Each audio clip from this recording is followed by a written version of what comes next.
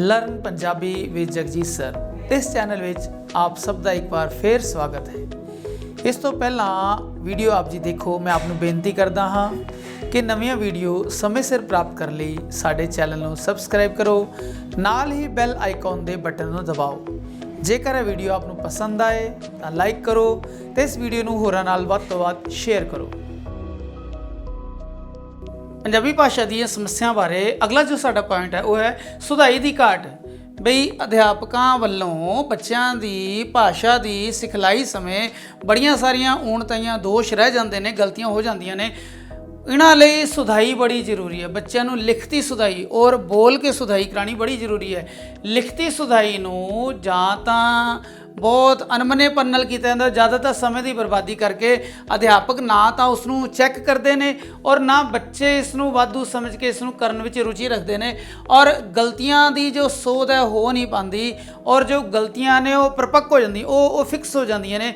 बच्चों विच सुधार करने की गुंजाइश नहीं रह जाती क्योंकि सुधाई के कारज नूं जो करैक्शन के कारज नूं ज़्यादा अहमियत नहीं दी जाती पंजाबी दीयां जमातां विच।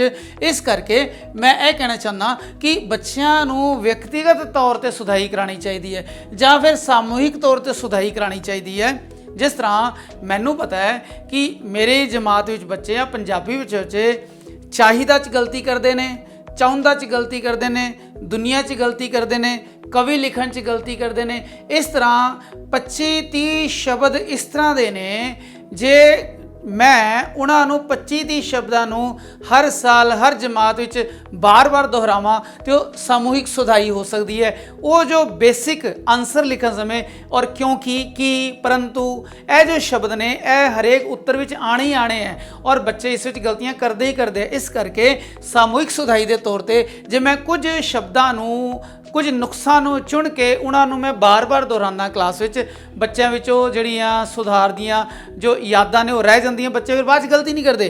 और व्यक्तिगत के तौर पर हरेक बच्चे को पर्सनल तौर पर जाके उसदियां गलतियों ठीक करना, कित्थे वड्डी साउंड आ रही है, कित्थे वड्डी मात्रा है, कित्थे छोटी मात्रा आएगी और इस विच निबंध लिखण की कुशलता की जरूरत है। वो जो सारी चीज़ां ने जे बच्चे को जा के करावांगे तो सुधाई हो सकेगी। परंतु अध्यापक और बच्चे इस गल विच जिहड़ा रुचि नहीं लैंदे। इस करके इस समय जो मैं अपनी जमात विच देखदा हाँ या जो साडे कोल पेपर चैक होने आते हैं बोर्ड के, उस मैं देखदा जो 12वीं के बच्चों के पेपर ने उस विच भी 6वीं या 5वीं के बच्चों वालों जिहड़ियां हो रही गलतियां होंदियां ने उही गलतियां 12वीं के बच्चों कोलों भी हो रही ने। बच्चों ने अपनी गलतियां नूं इन बिन रखा है अपन छोटियां जमातों तो 12वीं जमात तक। इस करके जदों वो बच्चे कॉलेज लैवल पर पंजाबी पढ़ते हैं उन्हां विचों स्टैंडर्ड मेनटेन नहीं हो पाता क्योंकि उन्होंने अपने बचपन विच सुधाई कारज बड़ी तनदेही या फिक्रमंदी नाल नहीं कीता हुंदा। इस करके छोटी जमात दीयां गलतियां चलदियां चलदियां बिना सुधाई तो फिर वड्डियां जमातां तक और फिर वही बच्चे जो अपने अगली जनरेशन अगली पीढ़ी नूं पढ़ाते हैं तो वो जड़ियां पक्कियां हो चुकियां मिसटेक्स या जो गलतियां जो त्रुटियां जो अशुद्धियां ने वो अगली पीढ़ी च ट्रांसफर हो जांदियां। क्योंकि जो एकदम सुचेत पंजाबी दा भाषा दा अध्यापक बनना बहुत जरूरी है। किते भी एक गलती नूं तुसीं अनदेखिया कर दिता ना, वो गलती वो त्रुटि वो दोष अगली पीढ़ी तक सहजे जा सकता है। उस विच जिहड़ियां ना गलतियां की गुंजाइश हो सकती है और जिहड़ी पूरी एक भाषा दा जो स्टैंडर्ड है वो खराब हो सकता है। जिस तरह एक यह जो शब्द है इत्थे अदक आनी जरूरी है, विच अदक आनी जरूरी है, पर कई लोग जगह नहीं इस करके विच ते अदक नहीं पाते।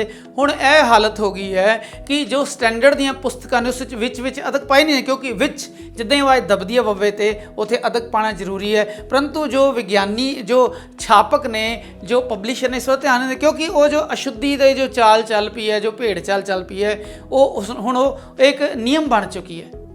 इस करके असी इस गल का ध्यान रखना है। फिर उपचारात्मक जो रेमेडियल स्टडी है ना उसकी घाट है। गलतियां होंदियां हैं, गलतियां की सुधाई का उपचार उसका इलाज किद्दां करना है, यह जो मानसिकता है यह सानू सिर्फ BEd JBT तक पढ़ाई जाती है। परंतु जमात के लैवल पर आके इन्हां विच किद्दां सुधाई करनी है, यह जो उपचारात्मक अध्ययन की घाट नज़र आती है, जो रेमेडियल स्टडी की घाट नज़र आती है। ਹੁਣ ਜੋ ਵਿਦਿਆਰਥੀ ਨੇ ਜਮਾਤ ਵਿੱਚ ਬਹੁਤ ਜਾਣ, ਜੇ ਮੰਨ ਲਓ 40 ਜਾਂ 45 ਵਿਦਿਆਰਥੀ ਵੀ ਹੋਏ, ਵੈਸੇ ਤਾਂ ਅੱਜ ਕੱਲ੍ਹ ਜ਼ਿਆਦਾ ਹੁੰਦੇ ਬੱਚਿਆਂ ਵਿੱਚ ਜਾਂ ਸਮਾਜ ਵਿੱਚ ਵਿਦਿਆ ਦਾ ਪ੍ਰਚਾਰ ਬਹੁਤ ਹੋ ਚੁੱਕਿਆ, ਇਸ ਕਰਕੇ ਸਭ ਲੋਕ ਪੜ੍ਹਦੇ ਨੇ।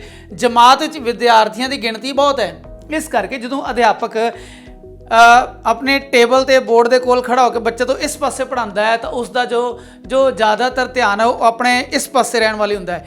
ਬੱਚਿਆਂ ਕੋਲ ਲਾਈਨਾਂ ਵਿੱਚ ਜਾ ਕੇ ਬੱਚਿਆਂ ਦੇ ਸਿਰ ਤੇ ਖੜੇ ਹੋ ਕੇ ਉਹਨਾਂ ਦੀ ਕਾਪੀ ਵਿੱਚ ਨਜ਼ਰ ਮਾਰਨੀ, ਕਿਹੜੀਆਂ ਅਸ਼ੁੱਧੀਆਂ ਨੇ, ਉਸ ਸਮੇਂ ਉਸ ਦਾ ਉਪਚਾਰ ਕਰਨਾ, ਉਸ ਦੀ ਰੈਮੇਡੀ, ਉਸ ਦਾ ਇਲਾਜ ਦੱਸਣਾ, ਇਹ ਬੱਚਿਆਂ ਦਾ ਜ਼ਰੂਰੀ ਹੋਣਾ ਚਾਹੀਦਾ ਅਧਿਆਪਕ ਵੱਲੋਂ। ਇਸ ਕਰਕੇ ਜੋ ਬੱਚਿਆਂ ਦੀ ਵੱਧ ਗਿਣਤੀ ਹੋਣ ਕਰਕੇ ਵਿਦਿਆਰਥੀਆਂ ਦੀ ਵਿਅਕਤੀਗਤ ਸੁਧਾਈ ਦਾ ਸੰਭਵ ਕਾਰਜ ਜੋ ਹੋਣਾ ਚਾਹੀਦਾ ਉਹ ਨਹੀਂ ਹੋ ਪਾਉਂਦਾ। ਇਸ ਕਰਕੇ ਇੱਥੇ ਜਦੋਂ ਇਸ ਦਾ ਇਲਾਜ ਕੀ ਦੱਸਦੇ ਹਾਂ, ਜਦੋਂ ਅਸੀਂ ਬੱਚਿਆਂ ਦੀਆਂ ਗਲਤੀਆਂ ਦੇਖਦੇ ਹਾਂ, ਬੱਚਿਆਂ ਦਾ ਲਾਈਨਾਂ ਜਾਂਦੇ ਹਰ ਬੱਚੇ ਦੇ ਸਿਰ ਤੇ ਖੜੇ ਹੋ ਕੇ ਜਦੋਂ ਅਸੀਂ ਡਿਕਟੇਟ ਕਰ ਰਹੇ ਹਾਂ, ਡਿਕਟੇਸ਼ਨ ਦੇ ਰਹੇ ਹਾਂ, ਆਨਸਰ ਬੋਲ ਰਹੇ ਹਾਂ, ਪੜ੍ਹਾ ਰਹੇ ਹਾਂ, ਲਿਖਤੀ ਕਾਰਜ ਬੋਰਡ ਤੇ ਕਰਾ ਰਹੇ ਹਾਂ, ਉਸ ਸਮੇਂ ਅਧਿਆਪਕ ਨੂੰ ਚਾਹੀਦਾ ਹੈ ਕਿ ਉਹ ਲਾਈਨਾਂ ਵਿੱਚ, ਜਮਾਤਾਂ ਵਿੱਚ ਬੱਚੇ ਕੋਲ ਜਾ ਕੇ ਹਰੇਕ ਬੱਚੇ ਦੇ ਸਿਰ ਤੇ ਜਾ ਕੇ ਦੇਖੇ ਉਹਨੇ ਕੀ ਗਲਤੀ ਕੀਤੀ ਹੈ। ਅਸੀਂ ਉਸ ਨੂੰ ਉਪਚਾਰਾਤਮਕ ਜਿਹੜਾ ਇਲਾਜ ਕਹਿੰਦੇ ਹਾਂ, ਯਾਨੀ ਇਲਾਜ ਕਹਿੰਦੇ ਹਾਂ, ਇਹਨੂੰ ਕਹਿੰਦੇ ਕਿਰਿਆਤਮਕ ਅਨੁਸੰਧਾਨ। ਯਾਨੀ ਇਸ ਵਿੱਚ ਬੱਚੇ ਨੂੰ ਜਦੋਂ ਅਸੀਂ ਦੇਖਦੇ ਹਾਂ ਵੀ ਇਸ ਜਮਾਤ ਵਿੱਚ, ਇਸ ਸਟੈਂਡਰਡ ਇਸ ਤਰ੍ਹਾਂ ਦੀਆਂ ਗਲਤੀਆਂ ਹੋ ਰਹੀਆਂ, ਅਸੀਂ ਉਸ ਦੀ ਸਟੱਡੀ ਕਰਦੇ ਹਾਂ। ਜੇ ਅਧਿਆਪਕ ਜਾਂ ਪ੍ਰਬੰਧਕ ਸੁਚੇਤ ਹੈ, ਕਿਉਂਕਿ ਜੋ ਸਾਡੇ ਕੋਲ ਪਾਠਕ੍ਰਮ ਆਉਂਦੇ, ਕਿਤਾਬਾਂ ਆਉਂਦੀਆਂ, ਉਹ ਤੇ ਬਣੀਆਂ ਬਣਾਈਆਂ ਜੋ ਲੱਦੀਆਂ ਲਦਾਈਆਂ ਆਉਂਦੀਆਂ ਨੇ, ਇਸ ਕਰਕੇ। ਪਰੰਤੂ ਜੇ ਉਪਚਾਰਾਤਮਕ ਅਧਿਐਨ ਕਰਨਾ ਹੈ ਤਾਂ ਫਿਰ ਆਪਣੀ ਜਮਾਤ ਵਿੱਚ, ਆਪਣੇ ਸਕੂਲ ਵਿੱਚ, ਆਪਣੇ ਪ੍ਰਬੰਧਕਾਂ ਵੱਲੋਂ ਦੇਖਣਾ ਚਾਹੀਦਾ ਇਸ ਜਮਾਤ ਵਿੱਚ ਭਾਸ਼ਾ ਜਾਂ ਕਿਸੇ ਸਬਜੈਕਟ ਵਿੱਚ ਕਿਹੜੀਆਂ ਗਲਤੀਆਂ ਮੁੱਖ ਦੇਖਣ ਨੂੰ ਆ ਰਹੀਆਂ। ਬੱਚਿਆਂ 'ਚ ਸੈਂਟੈਂਸ ਦੀ ਗਲਤੀ ਆ ਰਹੀ ਹੈ, ਸ਼ਬਦਾਂ ਦੀ ਚੋਣ ਦੀ ਗਲਤੀ ਆ ਰਹੀ ਹੈ, ਉਸ ਦਾ ਉੱਤਰ ਲਿਖਣ ਦੀ ਲੰਬਾਈ ਬਾਰੇ ਜੋ ਪੁਆਇੰਟਸ ਨੇ ਉਹ ਬੱਚੇ ਪੂਰਾ ਨਹੀਂ ਲਿਖ ਪਾਉਂਦੇ। ਇਸ ਕਰਕੇ ਹੁਣ ਬੱਚਿਆਂ ਦੀਆਂ ਤਰੁੱਟੀਆਂ ਦੇਖ ਕੇ, ਦੋਸ਼ ਦੇਖ ਕੇ, ਗਲਤੀਆਂ ਦੇਖ ਕੇ ਉਸ ਦਾ ਉਪਚਾਰ ਲੱਭਣ ਦਾ ਕੀ ਸਾਧਨ ਹੈ ਵੀ ਨਵੇਂ ਢੰਗ ਨਾਲ ਪਾਠਕ੍ਰਮ ਬਣਾਉਣੇ ਚਾਹੀਦੇ ਹੈ। ਔਰ ਤਰੁੱਟੀਆਂ ਲਈ ਅਭਿਆਸ ਪੁਸਤਕਾਂ, ਯਾਨੀ ਕਰੈਕਸ਼ਨ ਲਈ, ਅਭਿਆਸ ਕਰਨ ਲਈ ਅਲੱਗ ਤੋਂ ਕਿਤਾਬਾਂ ਹੋਣੀਆਂ ਚਾਹੀਦੀਆਂ। ਜਿਹੜੇ ਕੌਸ਼ਲ ਨੇ, ਲਿਖਣਾ, ਬੋਲਣਾ, ਸੁਣਨਾ, ਪੜ੍ਹਨਾ, ਇਹ ਜੋ 4 ਕੌਸ਼ਲ ਨੇ, ਇਹਨਾਂ ਦੀਆਂ ਤਰੁੱਟੀਆਂ ਨੂੰ ਦੇਖਦੇ ਹੋਏ ਵੀ ਕਿਹੜੀ ਕਿਸਮ ਦੀਆਂ ਤਰੁੱਟੀਆਂ ਕਰ ਰਹੇ ਨੇ ਬੱਚੇ ਔਰ ਕਿਉਂ ਕਰ ਰਹੇ ਨੇ, ਉਹਦਾ ਕਾਰਨ ਕੀ ਹੈ ਔਰ ਉਹਦਾ ਉਪਚਾਰ ਕੀ ਹੈ, ਇਹ ਹੋਣਾ ਚਾਹੀਦਾ। ਉਹਦਾ ਕੀ ਇਲਾਜ ਹੋ ਸਕਦਾ ਹੈ, ਹੋਣਾ ਚਾਹੀਦਾ। ਉਪਚਾਰਾਤਮਕ ਇਲਾਜਾਂ ਦੀ ਜੋ ਅਧਿਐਨ ਦੀ ਉਹ ਕਮੀ ਹੈ, ਭਾਵੇਂ ਪ੍ਰਬੰਧਕਾਂ ਵੱਲੋਂ ਕਹਿ ਲਓ, ਕਿਉਂਕਿ ਸਮਾਂ ਨਹੀਂ ਹੈ, ਕਿਉਂਕਿ ਸਮੇਂ ਸਿਰ ਅਸੀਂ ਸਿਲੇਬਸ ਪੂਰਾ ਕਰਨਾ ਹੈ। ਇਸ ਕਰਕੇ ਇਸ ਘਾਟ ਕਰਕੇ, ਉਪਚਾਰ ਯਾਨੀ ਇਲਾਜਾਂ ਦੀ ਘਾਟ ਕਰਕੇ ਤਰੁੱਟੀਆਂ ਜਿਹੜੀਆਂ ਅਗਲੀ ਪੀੜ੍ਹੀ ਔਰ ਭਾਸ਼ਾ ਨੂੰ ਦੂਸ਼ਿਤ ਕਰ ਦਿੰਦੀਆਂ ਇੱਦਾਂ ਦੀਆਂ ਚੀਜ਼ਾਂ। ਹੁਣ ਕਈ ਦੇਸ਼, ਜ਼ਿਆਦਾਤਰ ਬਾਹਰਲੇ ਦੇਸ਼ਾਂ ਵਿੱਚ ਲੈਂਗੁਏਜ ਜਾਂ ਭਾਸ਼ਾ ਸਿਖਾਉਣ ਲਈ ਉਸਦਾ ਐਕਸੈਂਟ ਸਿਖਾਇਆ ਜਾਂਦਾ ਹੈ। ਐਕਸੈਂਟ ਦਾ ਮਤਲਬ ਉਸਦਾ ਉਚਾਰਨ ਸਿਖਾਇਆ ਜਾਂਦਾ ਹੈ। ਇਸ ਕਰਕੇ ਭਾਸ਼ਾ ਪ੍ਰਯੋਗਸ਼ਾਲਾ ਹੁੰਦੀ ਹੈ, ਬੱਚੇ ਆਪਣੇ ਡੈਸਕ ਤੇ ਬੈਠਦੇ, ਉੱਥੇ ਸਾਹਮਣੇ ਮੋਨੀਟਰ ਲੱਗਾ ਹੈ ਜਾਂ ਫਿਰ ਰਿਕਾਰਡਰ ਪਲੇਅਰ ਲੱਗਾ ਹੈ, ਬੱਚੇ ਆਪਣਾ ਹੈੱਡਫੋਨ ਪਾਉਂਦੇ ਹੈ ਔਰ ਫਿਰ ਬੱਚਿਆਂ ਨੂੰ ਕੋਈ ਸਟੋਰੀ, ਕੋਈ ਪੈਰਾਗ੍ਰਾਫ ਸੁਣਾਇਆ ਜਾਂਦਾ ਹੈ, ਬੱਚੇ ਸੁਣਦੇ, ਉਹਨਾਂ ਕੋਲ ਰਿਟਨ ਮੈਟੀਰੀਅਲ ਹੈ, ਬੱਚੇ ਉਸ ਉੱਤੇ ਲਿਖਦੇ ਆ, ਫਿਰ ਉਹਦੇ ਸੁਧਾਰ ਕਰਾਇਆ ਜਾਂਦਾ ਹੈ। ਬੱਚਿਆਂ ਨੂੰ ਸ਼ੁੱਧ ਉਚਾਰਨ, ਸ਼ੁੱਧ ਐਕਸੈਂਟ ਜੋ ਤਰੀਕਾ ਉਹ ਸਿਖਾਇਆ ਜਾਂਦਾ ਹੈ। ਪੰਜਾਬੀ ਵਿੱਚ, ਹਾਲਾਂਕਿ ਹਿੰਦੀ ਵਿੱਚ ਵੀ ਨਹੀਂ ਹੈ, ਪਰ ਪੰਜਾਬੀ ਵਿੱਚ ਪ੍ਰਯੋਗਸ਼ਾਲਾ ਦੀ ਬੜੀ ਘਾਟ ਹੈ, ਕਿਉਂਕਿ ਇਹ ਜੋ ਨਵੇਂ ਤਰੀਕੇ ਦੇ ਜੋ NCERT ਕਰਾ ਰਹੀ ਹੈ ਜਾਂ ਹੋਰ ਜੋ ਨਵੇਂ ਤਰੀਕੇ ਨਾਲ ਪੜ੍ਹਾਈ ਕਰਾਉਣ ਦੇ ਵਿੱਚ ਵਿਗਿਆਨਿਕ ਪ੍ਰਯੋਗਸ਼ਾਲਾ ਦਾ ਹੋਣਾ ਬੜਾ ਜ਼ਰੂਰੀ ਹੈ। ਸਾਡਾ ਵਿਗਿਆਨਿਕ ਦ੍ਰਿਸ਼ਟੀਕੋਣ ਭਾਸ਼ਾ ਪ੍ਰਤੀ ਹੋਣਾ ਚਾਹੀਦਾ ਹੈ। ਜੇ ਅਸੀਂ ਭਾਸ਼ਾ ਨੂੰ ਪੜ੍ਹਾਉਂਦੇ ਵਿਗਿਆਨਿਕ ਦ੍ਰਿਸ਼ਟੀਕੋਣ ਨਹੀਂ ਅਪਣਾਵਾਂਗੇ, ਆਧੁਨਿਕ ਦ੍ਰਿਸ਼ਟੀਕੋਣ ਨਹੀਂ ਅਪਣਾਵਾਂਗੇ ਤਾਂ ਭਾਸ਼ਾ ਪਿੱਛੇ ਰਹਿ ਜਾਏਗੀ ਔਰ ਇੱਕ ਨਾ ਇੱਕ ਦਿਨ ਉਹ ਅਲੋਪ ਹੋ ਜਾਏਗੀ, ਉਹ ਸ਼ੁੱਧੀਆਂ ਜਿਹੜੀਆਂ ਉਹ ਗਾਇਬ ਹੋ ਜਾਣਗੀਆਂ। ਇਸ ਕਰਕੇ ਵਿਗਿਆਨਿਕ ਦ੍ਰਿਸ਼ਟੀਕੋਣ ਬੜਾ ਜ਼ਰੂਰੀ ਹੈ। ਭਾਸ਼ਾ ਦਾ ਇੱਕ ਆਪਣਾ ਸਰੂਪ ਹੈ, ਉਹ ਦੂਜੀਆਂ ਭਾਸ਼ਾਵਾਂ ਤੋਂ ਭਿੰਨ ਹੈ, ਉਸ ਨੂੰ ਦੂਜੀ ਨਾਲ ਮਿਕਸ ਨਹੀਂ ਕੀਤਾ ਜਾ ਸਕਦਾ। ਸ਼ਬਦਾਂ ਦੀ ਜੋ ਚੋਣ ਹੈ ਉਸ ਨੂੰ ਮਿਕਸ ਨਹੀਂ ਕੀਤਾ ਜਾਂਦਾ, ਨਹੀਂ ਤਾਂ ਭਾਸ਼ਾ ਦੂਸ਼ਿਤ ਹੋ ਜਾਏਗੀ, ਜਿੱਦਾਂ ਮੈਂ ਕਿਹਾ। ਇਸ ਕਰਕੇ ਪ੍ਰਯੋਗਸ਼ਾਲਾ ਹੋਣੀ ਚਾਹੀਦੀ ਜਿਸ ਨਾਲ ਗੁਣਾਤਮਕ ਸੁਧਾਰ ਹੁੰਦਾ ਹੈ, ਗੁਣਾਤਮਕ ਸੁਧਾਰ ਹੁੰਦਾ ਹੈ। ਪੰਜਾਬੀ ਭਾਸ਼ਾ ਵਿੱਚ ਸਪੈਸ਼ਲੀ ਤੌਰ 'ਤੇ ਪ੍ਰਯੋਗਸ਼ਾਲਾ ਦੀ ਕਮੀ ਹੋਣ ਕਰਕੇ ਗੁਣਾਤਮਕ ਸੁਧਾਰ ਨਹੀਂ ਹੋ ਪਾਉਂਦਾ। ਅਗਲਾ ਪੁਆਇੰਟ ਸਾਡਾ ਹੈ ਸਾਹਿਤਕ ਸਭਾਵਾਂ ਤੇ ਸੱਭਿਆਚਾਰ ਪ੍ਰੋਗਰਾਮਾਂ ਦੀ ਘਾਟ। ਜ਼ਿਆਦਾਤਰ ਜੋ ਅਸੀਂ ਆਪਣੇ ਬਚਪਨ 'ਚ ਦੇਖਦੇ ਹਾਂ ਵੀ ਹਰ ਬੁੱਧਵਾਰ ਜਾਂ ਹਰ ਸ਼ਨੀਵਾਰ ਬਾਲ ਸਭਾ ਹੁੰਦੀ ਸੀ, ਬੱਚੇ ਖੜੇ ਹੋ ਕੇ ਆਪਣੀ ਕੋਈ ਨਾ ਕੋਈ ਕਵਿਤਾ ਸੁਣਾਉਂਦੇ ਸੀ, ਫਿਰ ਅਧਿਆਪਕ ਉਹਨੂੰ ਕਹਿੰਦਾ ਸੀ ਹਾਂ ਬਹੁਤ ਵਧੀਆ, ਬਹੁਤ ਵਧੀਆ, ਉਹਨੂੰ ਮੋਟੀਵੇਟ ਕਰਦੇ ਸੀ, ਨਾਲ ਉਹਦੀਆਂ ਅਸ਼ੁੱਧੀਆਂ ਨੂੰ ਠੀਕ ਕਰਦੇ ਸੀ ਤੇ ਬੱਚੇ ਚਾਅ ਨਾਲ ਬਾਲ ਸਭਾ ਦੀ ਉਡੀਕ ਕਰਦੇ ਸੀ। ਇਹ ਜੋ ਸਾਹਿਤਕ ਸਭਾਵਾਂ ਨੇ, ਭਾਵੇਂ ਉਹ ਇੰਟਰ ਹਾਊਸ ਕੰਪੀਟੀਸ਼ਨ ਨੇ ਕਵਿਤਾ ਪਾਠ ਦੇ, ਡੈਕਲੇਮੇਸ਼ਨ ਦੇ, ਇਸ ਤੋਂ ਇਲਾਵਾ ਵਾਦ ਵਿਵਾਦ ਪ੍ਰਤੀਯੋਗਿਤਾ ਹੈ, ਠੀਕ ਹੈ, ਡਿਬੇਟ ਹੈ, ਤੇ ਇਹ ਔਰ ਜੋ ਸੱਭਿਆਚਾਰ ਪ੍ਰੋਗਰਾਮ ਨੇ, ਭਾਵੇਂ ਉਹ ਨਾਟਕ ਹੋਣ ਜਾਂ ਭੰਗੜਾ ਗਿੱਧਾ ਹੋਵੇ ਜਾਂ ਬੋਲੀਆਂ ਦੇ ਪ੍ਰੋਗਰਾਮ ਹੋਣ, ਇਹ ਕਰਾਉਣੇ ਬੜੇ ਜ਼ਰੂਰੀ ਨੇ। ਕਿਉਂਕਿ ਇਹ ਭਾਸ਼ਾ ਦੇ ਕੌਸ਼ਲ ਦੀ ਨਿਪੁੰਨਤਾ ਲਈ ਜਦੋਂ ਬੱਚਿਆਂ ਨੂੰ ਅਸੀਂ ਪੰਜਾਬੀ ਗਾਣੇ ਬੋਲਦੇ ਦੇਖਦੇ ਹਾਂ, ਬੱਚਿਆਂ ਨੂੰ ਕਿਤਾਬ ਯਾਦ ਨਹੀਂ ਪਰ ਪੰਜਾਬੀ ਗਾਣੇ ਯਾਦ ਹੋ ਜਾਂਦੇ ਹੈ। ਇਹਦਾ ਮਤਲਬ ਗਾਣੇ ਨੇ ਉਸਦੇ ਮਨ ਤੇ ਪ੍ਰਭਾਵ ਪਾਇਆ। ਜੇ ਅਸੀਂ ਉਹਨਾਂ ਨੂੰ ਆਧਾਰ ਬਣਾ ਕੇ ਸ਼ੁੱਧ ਸਰੂਪਾਂ ਵਾਲੇ ਸੱਭਿਆਚਾਰਕ ਪ੍ਰੋਗਰਾਮ ਕਰਾਉਂਦੇ ਹਾਂ, ਸਾਹਿਤਕ ਸਭਾਵਾਂ ਕਰਾਉਂਦੇ ਹਾਂ, ਬੱਚਿਆਂ ਵਿੱਚ ਰੁਚੀ ਜਾਗਦੀ ਹੈ। ਬੱਚਿਆਂ ਦੇ ਜੋ ਚਾਰ ਕੌਸ਼ਲ ਨੇ, ਲਿਖਣਾ, ਪੜ੍ਹਨਾ, ਸੁਣਨਾ, ਬੋਲਣਾ, ਉਹ ਕੁਸ਼ਲ ਹੋ ਕੇ ਉਹ ਐਕਸਪਰਟ ਬਣ ਜਾਂਦੇ ਨੇ ਬੱਚੇ।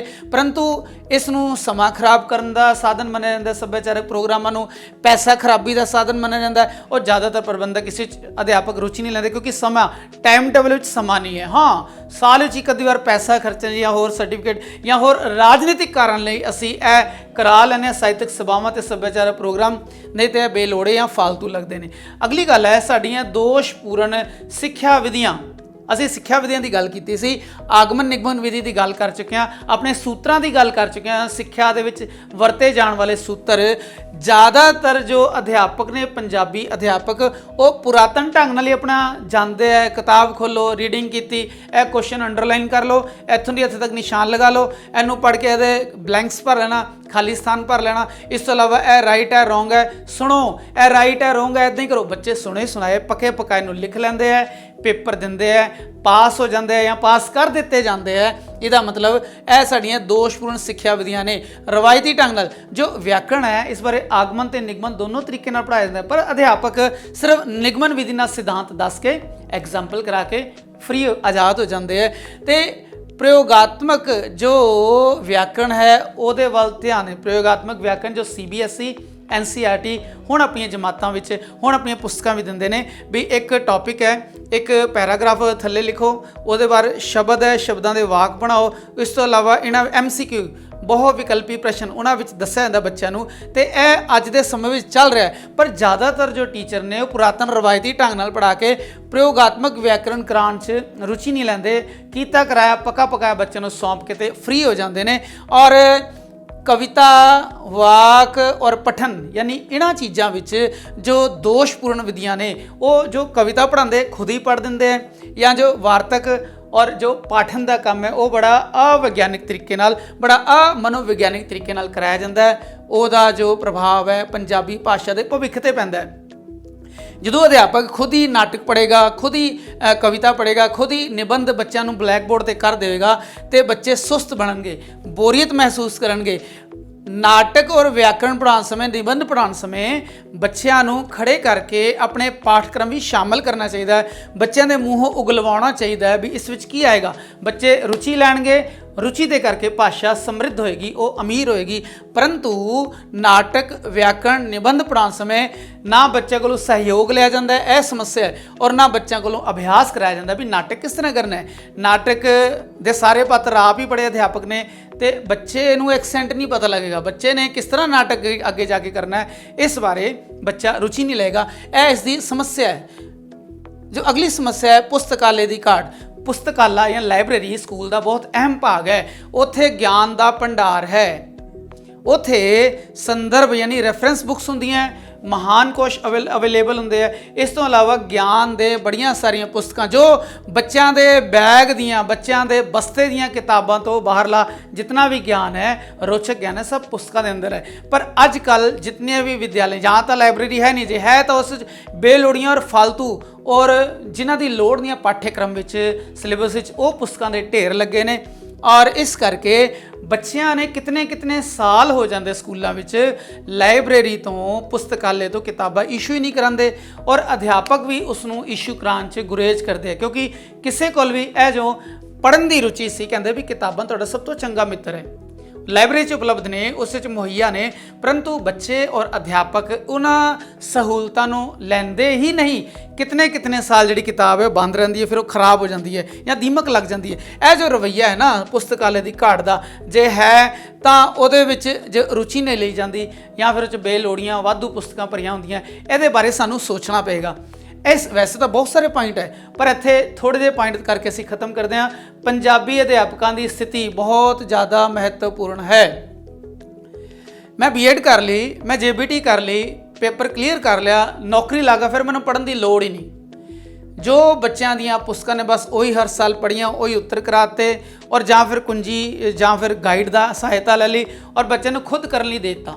ਇਹਦਾ ਮਤਲਬ ਜਿਹੜੇ ਅਧਿਆਪਕ ਨੇ ਨਾ, ਕਿਉਂਕਿ ਸਮਾਂ ਬੜੀ ਤੇਜ਼ੀ ਨਾਲ ਬਦਲ ਰਿਹਾ ਹੈ, ਜੋ ਤਰੱਕੀ ਕਰਨਗੇ ਉਹ ਅੱਗੇ ਵਧਣਗੇ, ਜੋ ਨਹੀਂ ਕਰਨਗੇ ਉਹ ਪਿਛੜੇ 'ਚ ਰਵਾਇਤੀ ਪੁਰਾਤਨ ਢੰਗ ਵਿੱਚ ਰਹਿ ਜਾਣਗੇ। ਇਸ ਕਰਕੇ ਜੋ ਅਧਿਆਪਕ ਨੇ ਉਹ ਆਧੁਨਿਕ ਸਿੱਖਿਆ ਦੀ ਸਿਖਲਾਈ ਜਿਹੜੇ ਉਹਨਾਂ ਨੂੰ ਕਰਨੀ ਚਾਹੀਦੀ, ਉਹਨਾਂ ਨੂੰ ਅਪਗ੍ਰੇਡ ਆਪਣੇ ਆਪ ਨੂੰ ਕਰਨਾ ਚਾਹੀਦਾ ਹੈ, ਸਮੇਂ ਦੇ ਅਨੁਸਾਰ ਆਪਣੇ ਆਪ ਨੂੰ ਹਾਣੀ ਬਣਾਉਣਾ ਚਾਹੀਦਾ ਹੈ, ਪਰ ਉਹ ਨਹੀਂ ਕਰਦੇ, ਜਿਸ ਕਰਕੇ ਪੰਜਾਬੀ ਦੇ ਅਧਿਆਪਕਾਂ ਵਿੱਚ ਆਤਮ ਵਿਸ਼ਵਾਸ ਦੀ ਕਮੀ ਹੋ ਜਾਂਦੀ ਹੈ, ਕਿਉਂਕਿ ਉਹ ਸਵੈ ਅਧਿਐਨ ਨਹੀਂ ਕਰਦੇ।